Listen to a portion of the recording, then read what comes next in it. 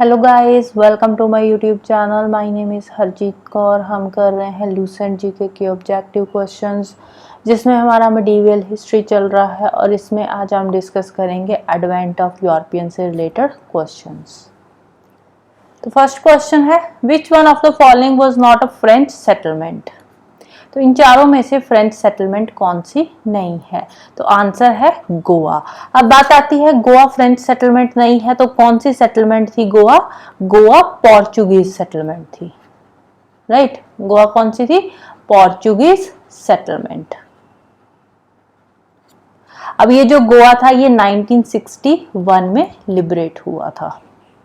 Next है, where are the traces of Portuguese culture found in India. अब देखो Portuguese settlement कहाँ पे थी? गोवा में थी। तो गोवा में थी तो जो पोर्चुगीज कल्चर के ट्रेसेस है वो भी गोवा में ही मिलेंगे। तो अब गोवा ये जो था 1961 में लिबरेट हुआ था एक मिलिट्री ऑपरेशन के थ्रू, जिसका नाम क्या था? ऑपरेशन विजय। ऑपरेशन विजय के थ्रू जो गोवा था वो लिबरेट हुआ था। नेक्स्ट है, who was the first governor general of Bengal. Bengal का पहला गवर्नर जनरल कौन सा है? तो वो है वॉरेन हेस्टिंग। अब बात आती है इंडिया की। अब ये तो बंगाल का था वॉरेन हेस्टिंग। इंडिया का फर्स्ट गवर्नर जनरल कौन है? तो वो है लॉर्ड बेंटिक। लॉर्ड बेंटिक है इंडिया का फर्स्ट गवर्नर जनरल। नेक्स्ट है, who was the first European to reach India for trade. पहला कौन सा यूरोपियन था जो इंडिया में ट्रेड करने के लिए आया था? तो वो थे पोर्चुगीज। पोर्चुगीज में कौन था? Vasco da gamma. ठीक है, पोर्चुगीज में वास्को डे गामा इंडिया में आया था। ठीक है, वास्को डे गामा इंडिया में कहाँ पे आया था? इंडिया में ये आया था कालीकट में। राइट, थ्रू सी रूट के थ्रू आया था ये। नेक्स्ट है, the French east India Company was formed in. French east India company कब बनी थी? ये बनी थी 1 सितंबर 1664 में। किसने बनाई थी ये फ्रेंच ईस्ट इंडिया कंपनी? 1664 में तो बनी थी बाय कॉलबर्ट कॉल। ठीक है, कॉलबर्ट कौन था? कॉलबर्ट लुइस 16 का मिनिस्टर था। कॉलबर्ट कौन था? लुइस 16 का मिनिस्टर था। लुइस 16 कौन थे? ये थे फ्रेंच के राजा, फ्रेंच किंग थे लुइस 16। राइट। नेक्स्ट है, the English East India company founded a permanent factory eight Surat in the year.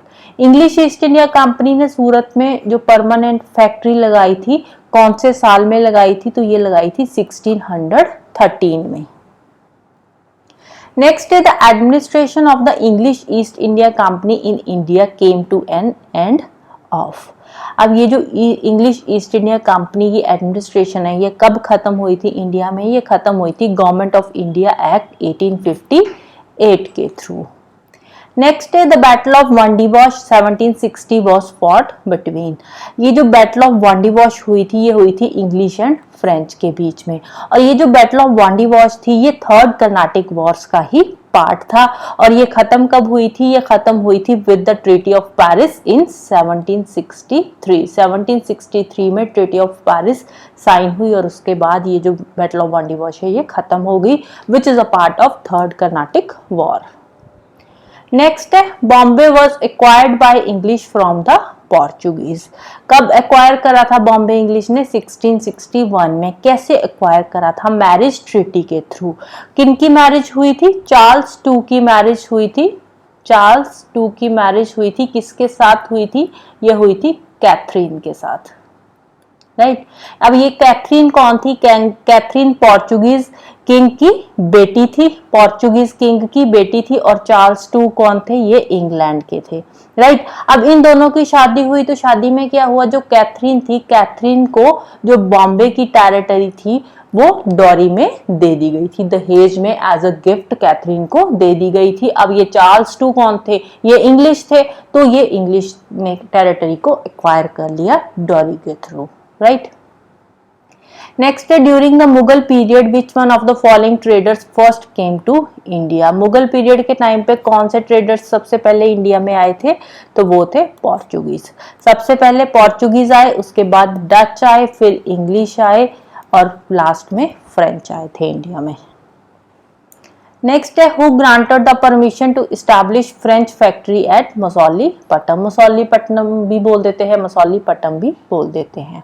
तो किसने परमिशन दी थी फ्रेंच फैक्ट्री मसौलीपट्टनम में इस्टेब्लिश करने की? ये परमिशन दी थी अब्दुल्ला कुतुब शाह ने। नेक्स्ट है Vasco da Gama discovered the sea route to India in which one of the following year. Vasco da Gama कब इंडिया आया था? 1498 में, अफ्रीका के थ्रू आया था ये इंडिया में। नेक्स्ट है the French were defeated by the British in third Carnatic war at the battle of Wandiwash. बिल्कुल सही है, थर्ड बैटल ऑफ वांडीवाश जो थर्ड कर्नाटिक वॉर का पार्ट था, तो उसमें ये जो फ्रेंच थे ये हार गए थे। They were defeated by the Britishers, बिल्कुल सही स्टेटमेंट है। रीजन क्या है? The Indian rulers did not support the French, which is a wrong statement. Indian rulers French की सपोर्ट कर रहे थे उस टाइम पे, राइट? तो A is true but R is false. Option C आ जाएगा इसका आंसर। नेक्स्ट है match list 1 with list 2। List 1 में ये कंपनी दे रखी है, लिस्ट 2 में फैक्ट्री दे रखी है। कौन सी कंपनी की फैक्ट्री कहाँ पे है? फ्रेंच की फैक्ट्री है पौंडीचेरी में, इंग्लिश की फैक्ट्री थी हुगली में, डच मसूलीपट्टनम में, एंड पोर्चुगीज की थी कालीकट में, राइट? नेक्स्ट है with reference to the colonial period of India the trade monopoly of East India Company was ended by. कौन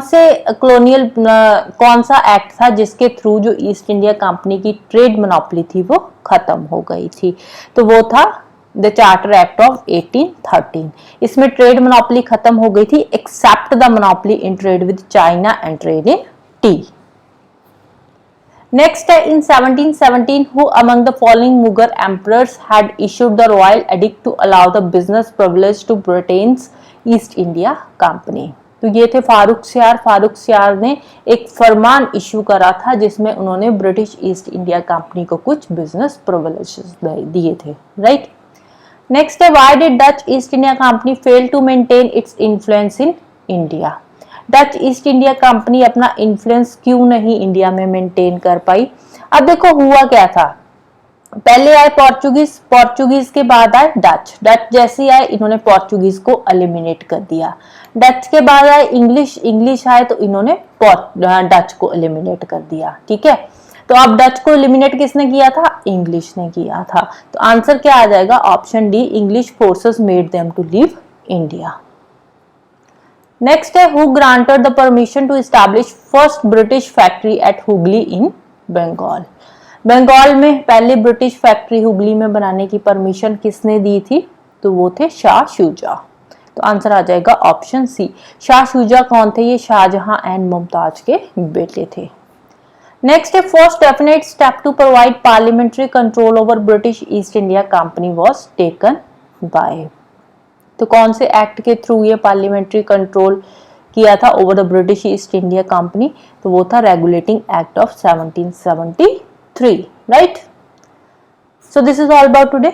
जाने से पहले वीडियो को लाइक कर देना, शेयर कर देना और चैनल को सब्सक्राइब कर लेना। Thank you, bye bye and have a nice day.